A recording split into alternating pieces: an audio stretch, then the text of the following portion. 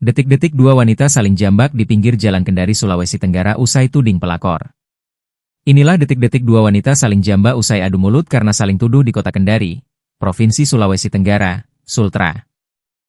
Kejadian ini berlangsung di Jalan Bandang, Kelurahan Sodohoa, Kecamatan Kendari Barat, Minggu, 8 Maret 2026. Keributan ini berawal saat wanita berdaster menuduh wanita berbaju hitam merebut suaminya. Nada tinggi dan gestur menunjuk-nunjuk menjadi perhatian warga di sekitar lokasi kejadian. Sementara itu, wanita berbaju hitam yang diduga pelakor tampak cuek sembari mengutak-atik ponselnya. Aksi ini membakar amarah wanita berdaster hingga melayangkan pukulan keras tepat di wajah wanita berbaju hitam.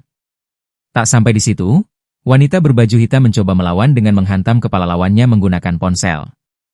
Keduanya pun terlibat aksi saling jambak hingga akhirnya dilerai oleh seorang wanita.